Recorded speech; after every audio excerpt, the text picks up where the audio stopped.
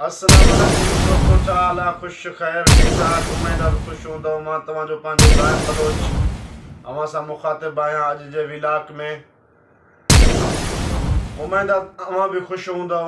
अॼु जे विलाक जो मक़सदु सोडल फ़क़ीर सूफ़ी राॻीदड़ उन जे बारे में कुझु वीचार आहिनि, अव्हां दोस्तनि जे आॾो पेश कंदासीं। छो जो सोडल फ़क़ीर हिकु बहितरीनु इंसान, हिकु बहितरीनु फ़नकार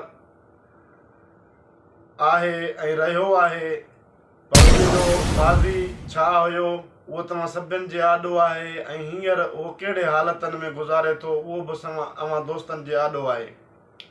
छो जो कल्ह टियों ॾींहुं मां हुनजो हिकिड़ो तस्वीर ॾिठो, मूंखे ॾाढो ॾुखु थियो।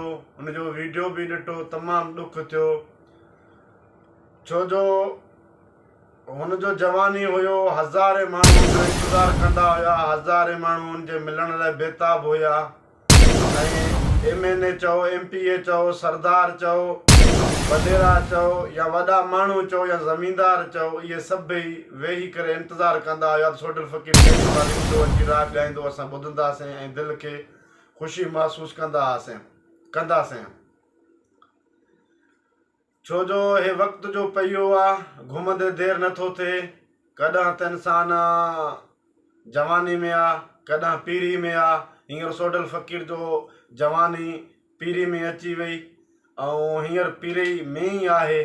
संदन सहारो पंहिंजो राग रूह रिहाण ऐं ॻाईंदड़ ते हुयो, अलाह ते हुयो, पर उन खां बाद राग ते उनजो सहारो हुयो। पर हिन वक़्तु हू कमाइण खां, राग खां त बेवस आहे, पर संदन को बि वाली वारस उनजो मददगार न आहे। कल्चर डिपार्टमेंट नोटिस त वरिता, पर नोटिसनि ताईं रहिया। दिलि खे तमामु तकलीफ़ थियो। छो जो सोडल फ़क़ीर जॾहिं ॻाईंदो हो त वाट विंदड़ माण्हू बि अची करे वेही राग ॿुधंदा हुआ ऐं दिलि खे सुकून ॾियारींदा हुया। पर अॼु उहो सोडल फ़क़ीर हिकिड़े खट ते वेठो आहे, वीचारो ताक़त उहा न रही आहे। सोडल फ़क़ीर कॾहिं त माण्हू मिलण जे लाइ बेताब हुया, अॼु उन सोडल फ़क़ीर खे माण्हू साम्हूं घिटीअ में ॾिसंदे उहो घिटी बि मटाए वञनि था। छो जो जलाल मरहूम जो हिकिड़ो पाक वाद किरे जो केरु कोन्हे, बीठे जो हर को आहे यार। तॾहिं बीठो हो त सभु इंतज़ारु कंदा हुया उन जो त सोडल फ़क़ीर अचे, संदन फ़ोटू कढायूं, संदन उन सां वेहूं, संदन उन सां कचारी कयूं ऐं पाण जे मथां माण्हू फ़ख़ुरु कंदो हो। अॼु उन ई सोडल फ़क़ीर ते वाट ते वेही ॾिसंदे उहे ई माण्हू वाटूं फिराए हलिया था वञनि। कल्चर डिपार्टमेंट नाले जो बि हिकु खातो आहे, पर उहो नाले ताईं रहंदो आहे। छो जो उन नोटिस त वरिता, पर उहे नोटिसनि ताईं रहिया। को बि माली मदद जे लाइ अॻिते तयारु न आहे। छो जो इहे असांजे सिंध जा सरमाया आहिनि, सिंध जा हिकिड़ा सम्झी बाग़ आहिनि। अगरि उन बाग़नि जो रखवाली न कंदे त उहे बाग़ हमेशह लाइ फिटी वेंदा आहिनि। अगरि माली बाग़ जो साफ़ सुथराई कंदो, उनजो सार लहंदो, त शायदि उहो फल बि ॾींदो। पर ही उहो बाग़ आहे जो फल ॾींदे बि माना बेमालकी रही आहे। इन जो हींअर माली मदद जे लाइ को बि अॻिते नथो अचे, न सकाफ़त खातो थो अचे, न कल्चर डिपार्टमेंट थो अचे, को बि नथो अचे। छो जो हिन जवानी में त तमामु भला भला शाइर जा कलाम ॻाया, जंहिंमें शाह अब्दुल लतीफ़ भिटाई, बाबा बुल्ले शाह, जानन फ़क़ीर, सचल सरमस्त ऐं ॿिया केतिरा ई शाइरनि जा शाइरियूं पिण ॻाए सुर वखेरिया पंहिंजा। उहे अदाऊं, उहे सुर त शायदि या त हिन जा ग़लतियूं हुया जो अॼु हू पाण बि सोचींदो हूंदो, मां सिंध खे कलाम कहिड़ा कहिड़ा ॾिनमि, सुर कहिड़ा कहिड़ा ॾिनमि। उन के ई शागिर्द पैदा कया, उहे शागिर्द अॼु बि माना ॻाए पंहिंजो इज़हार कंदा आहिनि। मक़सदु इहो आहे त मोए खां पोइ मिटी बि कम जो न आहे। हींअर साहित्यनि वारनि खे अपील आहे त सोडल फ़क़ीर हिकु महान, तमामु बहितरीनु हिकु फ़नकार आहे।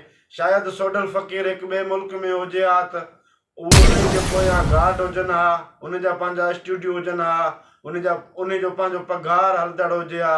अॻियां पोयां माण्हू हुजनि हा। हे बदकिस्मतीअ सां हिकु अहिड़े सूबे आहे सिंध जो माण्हू आहे जो हींअर कंहिंजे बि आॾो हिन खे नज़र नथो अचे, कंहिंखे बि नज़र नथो अचे। ऐं हिन विलाक जे थ्रू दोस्तनि खे अपील कंदुसि, सोडल फ़क़ीर लाइ आवाज़ उथारियो ऐं सोडल फ़क़ीर खे विञाइण न छॾियो। उन तमामु बहितरीन कलाम ॾिना, तमामु बहितरीन हिकु असांखे सोच ॾिनी ऐं उन जा तमामु बहितरीन कलाम हुया ऐं तमामु पाण बि हिकु बहितरीन इंसान रहियो आहे ऐं रहंदो। अलाह उनखे हयातियूं ॾे, पर तमामु ॾुख थियो, तमामु तकलीफ़ थियो। सोडल फ़क़ीर हिकु ख़ुशि तबियत इंसान आहे। जेॾी महिल माण्हू वेंदा हुया प्रोग्राम जे दावत ॾियण लाइ, तॾहिं बि हो कॾहिं बि माना ज़िद कोन कंदो हो त मुंहिंजो फीस छा आहे या छा ॾींदो या छा मां वठंदुसि, कॾहिं बि न। हुन कॾहिं बि न चयो। जेको दोस्तनि ॾिनो उन ते हमेशह लबे कोन चयो। पर अॼु उहे ई दोस्त उनखे ॾिसी वाट मटाए हलिया था वञनि। सभु को अॻे हथ ॾियण लाइ परेशान हूंदो हो, अॼु उहे ई साम्हूं ॾिसनि था, अॼु उहे बि हथ नथा ॾियनि। ख़ुदि पाण सोडल फ़क़ीर परेशान आहे त मां कहिड़े माशरे खे छा ॾिनो ऐं हुननि मूंखे मोटाए छा ॾिनो। मुंहिंजो चवण जो मक़सदु आहे, हीउ हिकु गुलाब जो गुल आहे, इन खे मुरझाइण न ॾिनो वञे। इन जे लाइ का कोशिशूं कया वञनि, सोडल फ़क़ीर खे सहारो ॾिनो वञे। इन खे बेदर्दी सां ईअं छॾणु हिकु सम्झ ईअं लागर्ज़ी चई सघिजे थो। लागर्ज़ इंसान, लागर्ज़ डिपार्टमेंट असांजो, लागर्ज़ कल्चर डिपार्टमेंट, सकाफ़त खातो, इन्हनि खे का अहमियत ई नथा ॾियनि। जेके सर्दी वारा आहिनि उन्हनि खे आउं अपील थो कयां त सोडल फ़क़ीर लाइ ॿेली ख़ुदा कुझु न कुझु कयो। कल्चर डिपार्टमेंट खे ख़बर हूंदे बि हो को बि उपाउ नथो वठे। कॾहिं लड़ी हुनजे दर ते न वियो, कॾहिं हुनखां पुछा न कयईं, कॾहिं हुनखां इहो बि सवाल कोन कयईं तोखे छा घुरिजे, छा खपे, छा नाहे, छा आहे, उहो बि पुछा न कयईं। कॾहिं त सोडल फ़क़ीर लाइ माण्हू परेशान हूंदा हुया, फ़ोनूं कंदा हुया त संदन सोडल फ़क़ीर फ़ोन खणे असांखे टाइम ॾे। अॼु उहो सोडल फ़क़ीर केॾे फ़ोन करे थो त केरु फ़ोन खणण लाइ शायदि तयारु कोन्हे। इन जे करे अवां दोस्तनि खे अपील मां बार बार विलाक में चवां थो त इन जे लाइ कुझु न कुझु कयो वञे, छो जो हे हिकु गुलाब जो गुल आहे, इन खे मुरझाइण न ॾिनो वञे।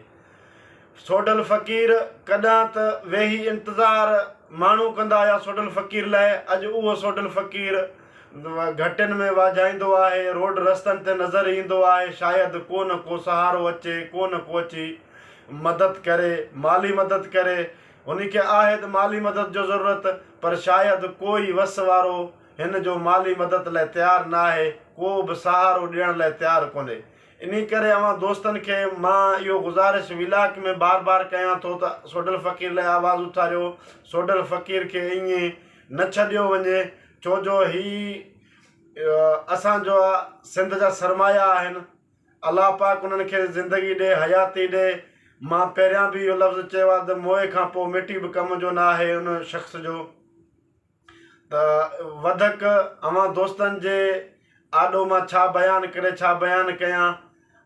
सदाईं ख़ुशि रहो, आबाद रहो, जिथे हुजो पंहिंजे अड़ोस पड़ोस खे साफ़ सुथरो रखो ऐं पंहिंजनि जो ख़्यालु कयो। सदाईं ख़ुशियूं ऐं मोहबतूं वखेरियो। मोहबतनि में सभु कुझु आहे। नफ़रतनि खां दूरि रहो। दाइम बलोच खे ॾींदा इजाज़त। अल्लाह निगहबान। वरी ॿिए विलाक में इंशाअल्लाह अव्हां सां गॾु हूंदासीं।